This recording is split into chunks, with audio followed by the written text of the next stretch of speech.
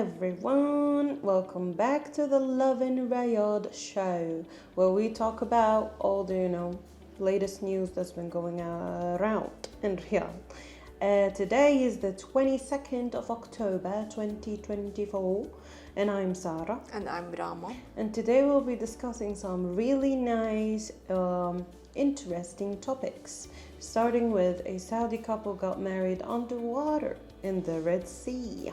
And a Saudi hospital earns global buzz for their groundbreaking transplant tech. And weather experts say this winter won't be as cold as last year. And Riyadh was named Arab Environmental Capital for pioneering environmental efforts.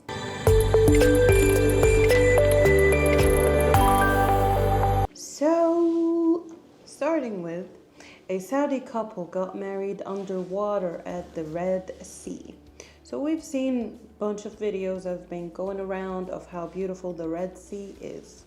Like these kind of, what do you call them? Resorts, I think.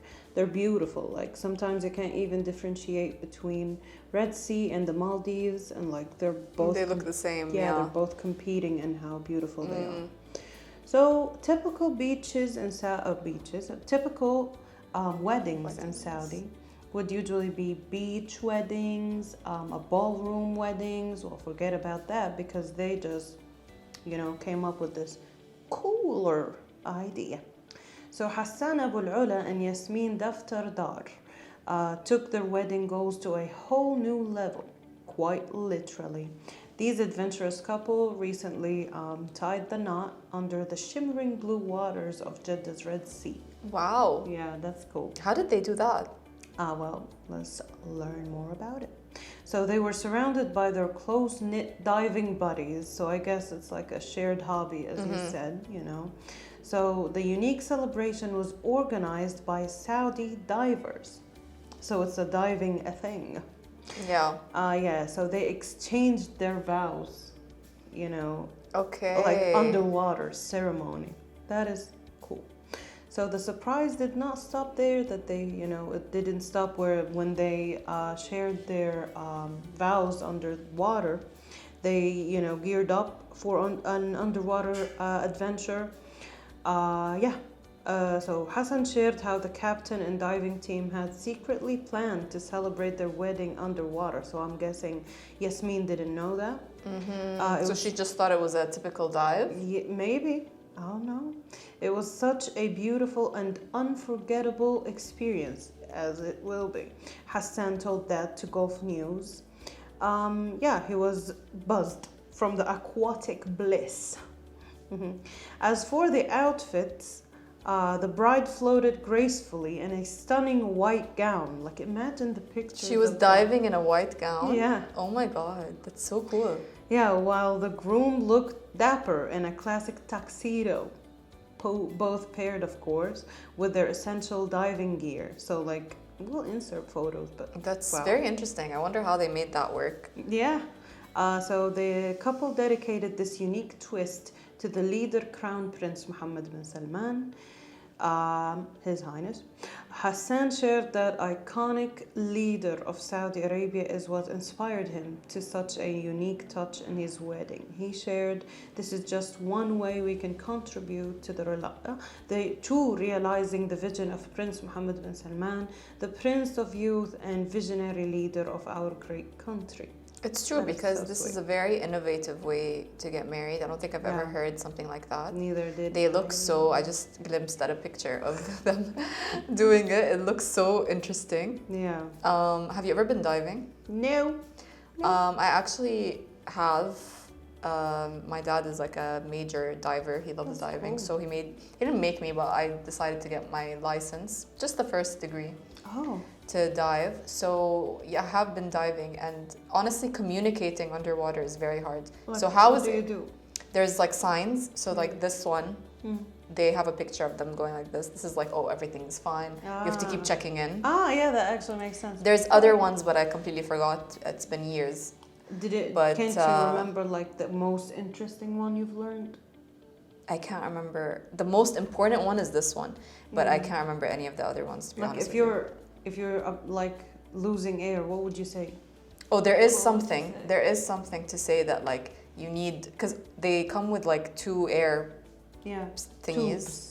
Tubes, yeah. Yeah. So you have an extra one with you on your gear. Oh. If you're, because you have to dive with a partner, you can't dive by yourself. But that's It's still- like a rule. Yeah. You have to have a buddy with you in Like you case can't something just- happens. Yeah, so Yeah. that you're not alone. So yeah, you can just give them the extra one you have, and then they take from your tank. And like if you're like very deep under the sea, Yeah. could you like switch it, or do you have to like? So you just have to switch while you're underwater. So Oh, you would hold wow. your breath for like a second, and then you just Yeah, I take can't the other imagine person's doing that. thing. I would. They make panic. you practice it while you're training, Yeah. so that you know what to do and like. No, I would suffocate. Like Yeah. honestly. But honestly, as someone who is not a fan of fish, I like to eat them, but not to be around them. Really. It was actually a very interesting experience. It's different to be within their world than when you're like on the shore swimming and you see fish around you. Have you ever kept a pet fish? No. Oh, you I'm really not a don't fish like person. fish? Yeah. But yeah, it's interesting because you see them like the fish come and they swim like right in front of Oh, you. wow. So yeah, I imagine just swimming is like a very otherworldly experience when Yeah. you're diving. So I can imagine getting married would be Underwater. insane. You need to be a big fan of that. Big fan of the water. Yeah, of diving. Yeah, but what a story to tell. Imagine that, Imagine. telling your kids like, yeah, Yeah, we got married underwater. In a whole wedding dress and tux. Yeah, and we'll insert pictures because they're Yeah. pretty cool. That's a very nice shared hobby to have, I think. Yeah, also culinary stuff, Sure. in my opinion. Yeah, of course. What's an interesting thing that you think is cool? Like a hobby? Yeah. Any hobby is cool. No, like a shared hobby. I think anything that involves activity. Yeah. So anything that you can get up and move and like kind of lose yourself in the hobby is a nice one to share, Yeah. because it's just I think it would be a nice experience. I don't know. Do you think drawing is a cool? Sure. Yeah. I Like, think imagine anything a is wedding really. of like drawing, like we're just painting, not drawing. That would be cool. Maybe you could have like a white dress and then you paint. And if a on it or couple is something. interested in rocks, like how would that look like? They would get married where there's a lot of rocks. In a so mountain or something. That's Yeah. cool. So for our second topic, a Saudi hospital has been earning global buzz for its groundbreaking transplant tech. I think you know which hospital I'm talking about because it's been all over the news lately. It's Riyadh's King Faisal Specialist Hospital and Research Center. And it honestly is taking the world by storm because they're doing so many interesting and innovative things. And it's become a hotspot for life-saving organ transplants. So in this past year alone, they pulled off a jaw-dropping 1,092 transplants, including some groundbreaking and I would say pioneering procedures. So the world's first ever liver transplant from a living donor was using robot technology was performed in this hospital. And if that wasn't enough, they made history again by performing the world's first fully robotic heart transplant. That is cool. So since they started this transplant program in 1981, the hospital has gone through 9,000 successful transplants and counting. Wow. That doesn't include, it does include these robotic transplants as well that they've been doing, Yeah. which is insane. It's so cool. And also, they're not stopping there because they've introduced a kidney paired donation program, which has already helped over 5,000 people get new kidneys. And they do this by matching patients with living donors who weren't initially compatible. So this has meant faster transplants and more lives saved. So obviously they've had so many accomplishments. This is all, everything I've mentioned, most of it has just been in the last year. So in 1 year, they've accomplished so much in the medical field and saved so many lives and introduced new procedures to the world. and it has now been ranked for the second year in a row as #1 in the Middle East and Africa, and 20th among the world's top academic medical centers. Well, that is very cool. What do you think about the robotic transplants? I think that's like taking AI to the level that we need AI to be. Would you be know? comfortable if you were going into a surgery, hopefully never, but if you were going into a surgery and you found out that a robot is what's performing the No. surgery? You wouldn't be comfortable? No, I would prefer a human to do Wouldn't it. you be more comfortable that it's a robot because No. it's like less likely that something would go wrong? No. Because there's no element of human mistakes. Yeah, no. Would you? I don't know. See, it's like I think either way. I but think it's still pretty new for me to like. But I think the chances of success, like the success rate, you would think would be higher because a robot is programmed to do 1, 2, 3, 4, 5. Yeah, so but- it knows, like, there's no chance of it forgetting a step or like messing something up. Yeah, but like maybe it can't see exactly what's going on, and I'd imagine like being a surgeon or like performing such surgeries or like such a big deal, it needs to have a human in. Like at I'm least sure. I mean, the thing is, maybe if a human was like monitoring whatever the robot is doing. I'm sure, of course, there's a human Yeah, monitoring, but, like, because it's- it's not AI. it's terrifying. I don't think there's any AI involved. If I'm wrong, please correct me. But if there's no AI involved, then that means that a human has to be monitoring it. But it means that they don't get tired. For example, like like some surgeries are like 8 hours long or something. Instead of a human getting tired out of like after an 8-hour surgery, so a robot would just take over that. You know what I mean? Like they would be more inclined to like perform long or complicated surgeries without a human being, like their arm might get tired or. Yeah, but like when a human being is doing it, it's like some things deserve like certain hand motions, certain awareness. Maybe there's a kind of partnership like imagine thing if a that's robot, going on. like I'm sure it's not that like silly, but like imagine if a robot just dunks something into your stomach. But it's a robot, it knows what it's doing because it's programmed to. Yeah, but like maybe something was in the way. Let's just say that they seem to have. Yeah, I think after like 10 to 20 years, I would trust a robot. But it's still new for you, is what you're saying. To me, yeah. But I think, since what they've done is successful so far, it seems that there's no problems.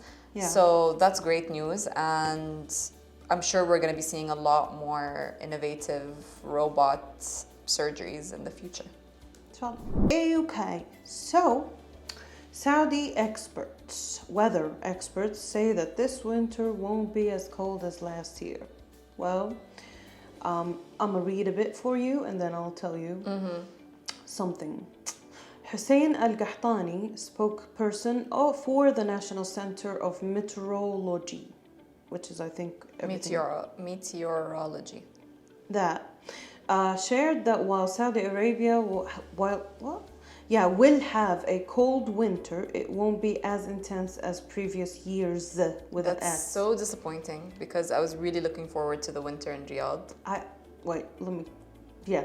On Al-Ikhbariya's 120 program, Hussein shared the details on how this winter might be different than you're expecting. The NCM plans to release a detailed climate report soon outlining the season's weather patterns.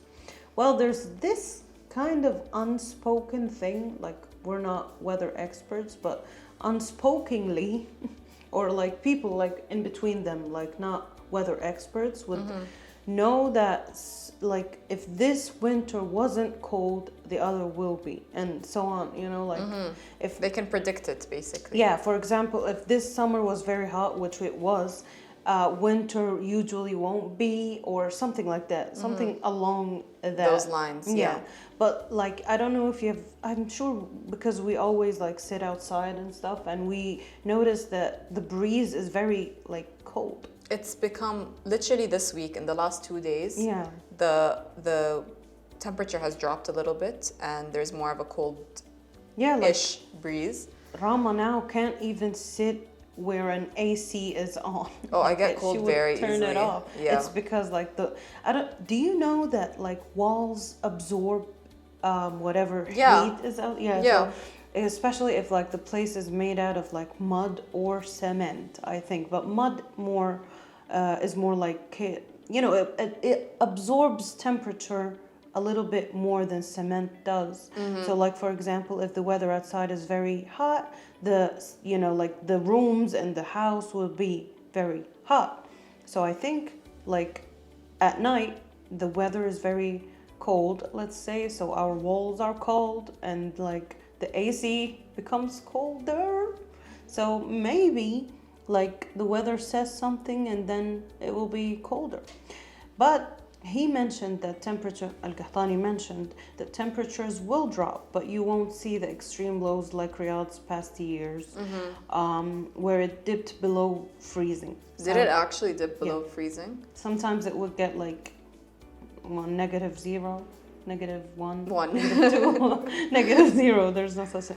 Anyways. But it will get cold this year, apparently, but it just Yeah. won't go below freezing, which I guess is a good thing because freezing is very annoying Yeah. when it's like 0 and below, that you Yeah. can't even take your hands out from Yeah. how cold it is. And like there's one year where like my knees would like literally hit each other because it's so cold. Yeah. But that's my fault. Anyway, so Saudi Arabia has had its fair share of intense winters. Like sometimes when it's so cold, it would even snow in certain parts of Saudi. For I example, remember the year that it Tabuk. snowed in Tabuk and everybody went crazy Yeah. because I think it was one of the first times in a really long time. Did you see the mountain, like the Lowe's The pictures mountain? and stuff, yeah. It was Covered in in snow. white. It was so cool. Yeah. And it just didn't happen since then, since 2022. Yeah, but it's sometimes better because like, you know, Yeah. it's nice because you can take shower in the morning, you can chill outside without freezing. Yeah, but like, do you know these countries where they have it so cold that if you wet your hair and go outside, your hair would basically freeze? Well, yeah, if it's below 0, 100%. And you'd get sick. Yeah. If you did that, you would get sick for sure. Don't do it. So don't do But that. yeah, no, I mean like in freezing countries. Yeah. There was even a trend that is like, don't try this at home, but like they would get a glass or like some kind of thing that contains boiling water and they would like splash it and that water would freeze. But that is only in very cold countries. In Saudi Arabia, I don't think, and alhamdulillah, it doesn't happen. So, Yeah. So hopefully I get to experience my first Riyadh winter to a point where I'm not struggling. yeah, because Jeddah basically doesn't I mean, have... it gets cold sometimes in the winter, but not Do they too sell cold. jackets there? Yes, they sell jackets Oh, there. okay. But it would never require a coat, for Yeah. example, like here. Yeah. So, yeah. And I love winter. It's my favorite season, I would say. Really? Because I'm so used to summer. So whenever I yeah. travel abroad during the winter or I'm living abroad or whatever, I really enjoy the winter months. Yeah. But here, so far since I've been in Riyadh, it has not been cold. Yeah. So I'm excited to experience that. Yeah, she came actually to Riyadh in The end of winter, February. yeah, and it wasn't cold, Exactly. unfortunately. It was kind of, but it wasn't like winter. Yeah, it was a breeze, a cold, fresh breeze. So Riyadh has been named Arab Environment Capital for its pioneering environmental efforts, and it's going to hold this title for the next 2 years. So obviously we know and we can see if we're living in Riyadh that there's been a lot of green initiatives going on to make the city just more environmentally friendly and, you know, introduce more sustainability. Yeah. And this title is quite prestigious because it recognizes the innovative leadership in environmental preservation and sustainability of Riyadh. So this also reflects Riyadh's ambitious efforts to elevate its environmental initiatives. So not just introduce new ones, but elevate the ones that they already have. Yeah. And this is obviously in line with Vision 2030. And over the next 2 years, the Riyadh specifically, will be the hotspot for many environmental events and projects and awareness campaigns. So they're all designed to improve sustainability, the quality of life of its residents, and just general environmental standards across the city. So it has become a leader in environmental sustainability, and this is largely due to the green, I think it's called the Green Initiative. Green Initiative, yeah. No, Green Riyadh. Green Riyadh Initiative. Yeah. But basically, the project that's been going on in Riyadh to make it greener. There's the park that's opening up that's ginormous. Yeah. A lot of trees have been planted. The new Lavender Park, I think it's called. Is there? I have not heard of that. It's all over the billboards. So yeah, it's basically going to be a hub for a lot of environmental things that are going to be going on in Riyadh. And it's I think aiming to become an inspiration as well for other nations as well as cities in Saudi, but other nations in the regions to follow along and become more sustainable, green, environmentally friendly. I really like that this is happening in Riyadh, to be honest with you, because obviously it's a very important thing to focus on. And I feel like Saudi is really focusing on making it just better for the environment. It's improving our quality of life a lot. Like, for example, in Riyadh, do you remember how you guys used to get sandstorms all the time and dust storms? It used to be like every other week, right? Like very often. A couple times a month, I would say. That's a lot. Yeah. Now, since I moved here, thank God I haven't experienced a single one. Like just the skies would be a bit yellowish. But barely, but like barely. And like you can tell that the dust in the air, although it's still there, is much less. Yeah. And I think this has to do a lot with obviously the Saudi is tackling this specific problem, but also with all the trees that are being planted, all the parks, just the general greenery that's going on in the city. So yeah, for the next 2 years, and I'm sure beyond, we're going to be seeing more of that. But for now, we are the environment capital of the Arab world. That's cool. Thank you guys so much for watching and tuning in to the Lovin Riyadh show. Please have a look at the episode on YouTube and listen to it on Podio, on Apple Podcasts, on Anghami, on Spotify, and anywhere you stream your podcasts. We will see you next week. Thank you so much.